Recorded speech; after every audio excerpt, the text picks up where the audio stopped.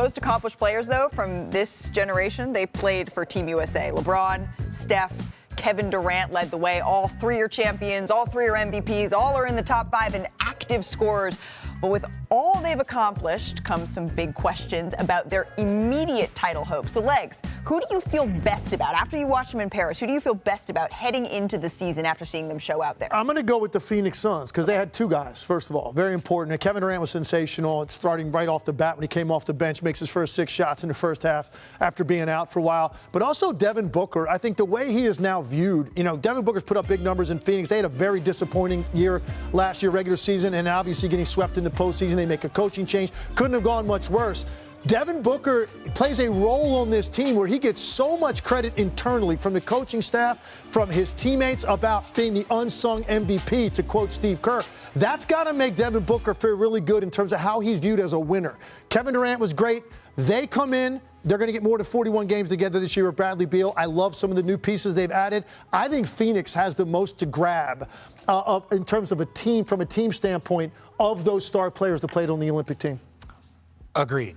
But the team that I'm going to say who can carry Olympic success coming up into the NBA season is a little different. I'm going to say the Boston Celtics. Why? Because they had a very notable snub from their roster. His name was Jaylen Brown. And then Jason Tatum, whether it was warranted or not, received a ton of criticism. Now, people that have played a part of USA basketball understand that sometimes you're the odd man out, especially when you're talking about KD, you're talking about Ant, you're talking about a lot of talented players. So to have Jason Tatum with a little chip on his shoulder, you got Jaylen Brown with a little chip on the shoulder, and you have all of their team coming back. And they were by far the best team in the NBA last year. So to me, I think having your two dominant players with a little bit of chip on their shoulder coming from the summer, that's going to put you in a good spot heading into next season. Yeah, I agree. If you're the Boston Celtics, I mean, it was an interesting situation where the replacement player got more minutes than Jason Tatum, your star player in the NBA Finals, and then also Drew Holiday's out there doing what he does, being that great glue player as well. There are a lot of things that can motivate you. Their goal is to go back-to-back, and we know that that is very difficult in the NBA, but I do think that they will all draw on the circumstances of the summer, and they're going to be focused because they have an opportunity. I mean, teams are getting better in the East. Philadelphia, we know Cleveland won't stay the same. We talked about teams that we should say their names, the Magic. Like, they're better teams that are coming, but still, they have all the requisite talent. Yeah. And they weren't fully 100%. Kristaps Porzingis showed up and really helped them out, but he wasn't necessary completely. If they're healthy, they can do it, and now they're motivated on top of that. And we're not going to get into all this apron talk, but this roster ain't going to stay together long. Right. Financially, but the fact it's impossible. That they were at all is very, very That's what I'm saying. rare. They got 1 year, 2 maybe, before these taxes and all of these things start getting to a very difficult The sale place. came up at an interesting time. The sale came up at a very interesting time. Well, I love your point, by the way, because it is almost next to impossible to have a team win a championship, kind of win it for the first time as a core group, and come in some ways hungrier because of what happened with their two star players. That's very unusual. Usually you get some sort of a hangover or malaise at the start of the year.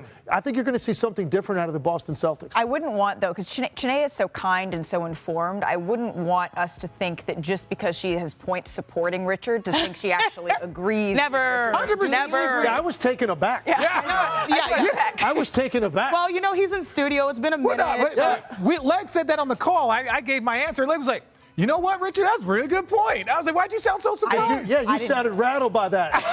You're like, where are you going with this? I was like, are you adding to this? Sinead, do you agree? Are the Boston Celtics the team who can carry success? Richard rarely has really good points. He only has vendettas. Stay petty so you don't have to get petty. That's why you pick the Boston Celtics. For me, I'm going to go to the silver medalists, France, and I'm really intrigued to see how Wemby takes another step forward. Okay. Because one thing, Malika, you said when the season started his first year, this is a guy that's hungry to win. And we saw that on the grandest stage. In 4 years, when the Olympics are here in Los Angeles, he could be the most dominant player from what we see both offensively and defensively in the NBA. But now he has help. Now he has Chris Paul. Can y'all imagine that 7'5" lob from the guy who created Lob City in Los Angeles, now tag teaming with Victor Wembanyama?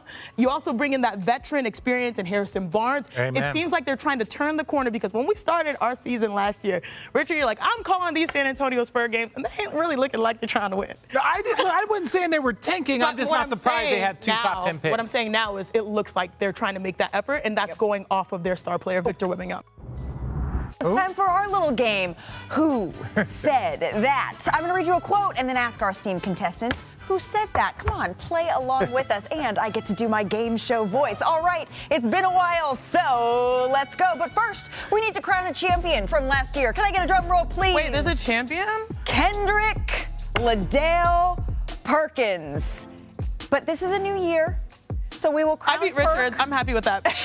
Wait, if I get it right, I jump right to the top. Exactly. This is a new Tim, I think you were like This is a 75%. clean slate. Yeah. Let's get to it. We're going to start here with you, Chiney Ogwumike, who said, quote, "I'm as old as bleep in basketball terms, but I'm still super young in life." Was it Draymond Green, LeBron James, or Richard Jefferson? It was definitely me. Maybe it's Draymond? Was it Draymond Green? Dang, is it LeBron? Was it Draymond Green going once? Oh, it was LeBron? How obvious is that? Very. I don't know how you got it wrong. Oldest basketball terms, but I'm super young in life.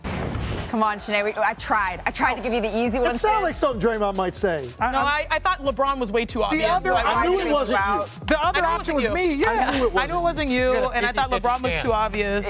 It's all right. 50-50 Wow. chance. All right, we're 0 for 1 so far. Richard Jefferson, you're up next. Which NBA owner borrowed this Steve Jobs quote for the upcoming season? Quote, come on. "We're going to put a dent in the universe." Was it Steve Ballmer, Matt Ishbia? Was it Vivek? Who you got here? With all respect to all three of these owners, I typically try to avoid listening to what owners say. So this is a setup. I'm going to say Vivek.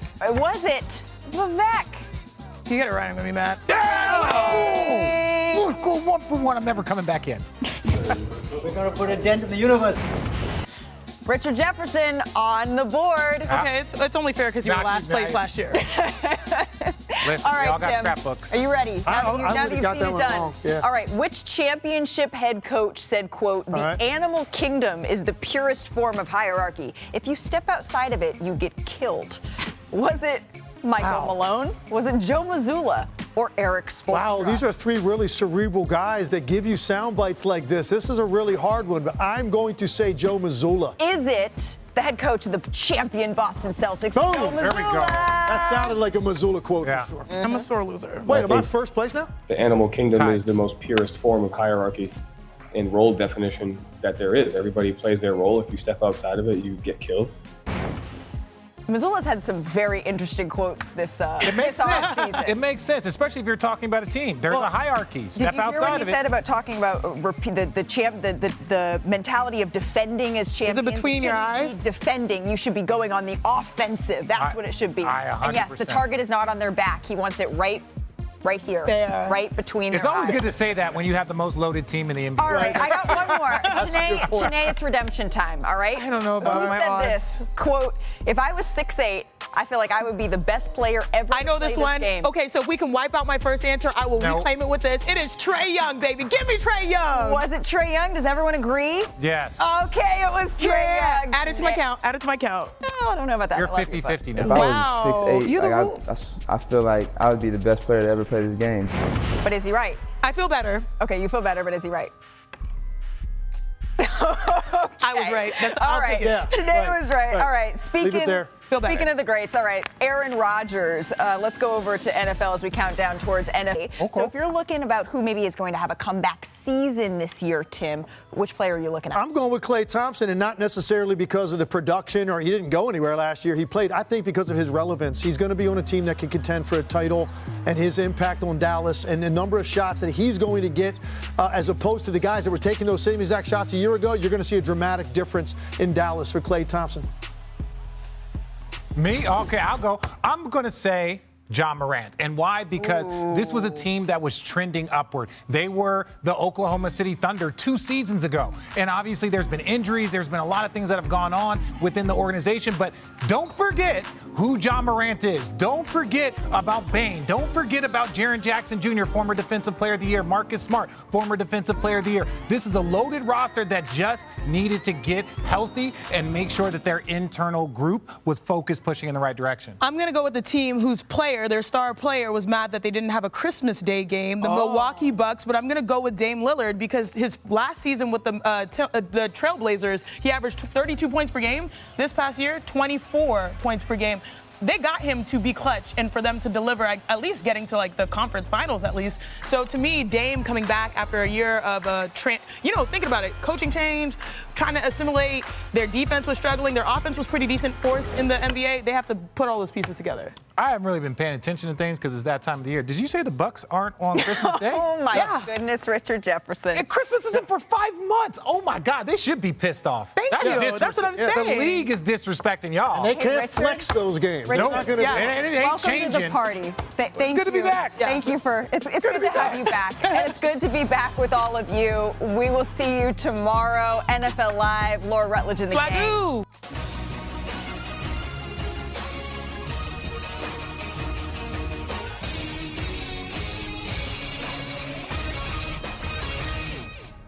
Andrew Wiggins is in uncharted territory, and the Warriors don't know how to move forward.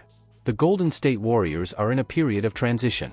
They missed the playoffs last season and watched a key piece of their dynasty leave in free agency. The team has been trying to acquire another star, but that quest is far from over. The Warriors want to give Stephen Curry every chance to compete for championships as he enters the twilight of his career, but making that a reality is proving to be an uphill battle. Andrew Wiggins is expected to be a crucial part of any successful trade due to his salary matching potential, but this poses a dilemma for Golden State. He has 2 years left on his contract, plus a player option, and he's coming off a disappointing season. Are teams really willing to pay him up to $84.6 million through 2027? The Warriors find themselves in unfamiliar territory with the 29-year-old forward. Just 2 years ago, Wiggins was an all-star and a key cog in their championship roster, but now he's performing below replacement level. His downturn has the Dubs questioning their next move. What's next for the Warriors and Andrew Wiggins? Trade discussions involving Wiggins surfaced both before last season's deadline and again this summer. However, Golden State would likely have to part with valuable draft capital to offload his contract, a situation eerily similar to their trade of Jordan Poole. Doing so would hinder their ability to pursue another star, a less-than-ideal scenario for a team with a shrinking championship window centered around one of the game's greatest players. The harsh reality is that the Warriors can't win with Wiggins playing significant minutes. Throughout most of last season, he ranked near the bottom in advanced metrics, only climbing up slightly thanks to a late-season surge. Yet, by 2024, Wiggins still landed 517th in the league with a negative 0.3 value over replacement player, VORP. Despite starting most games and averaging 27 minutes, his performance was far from inspiring.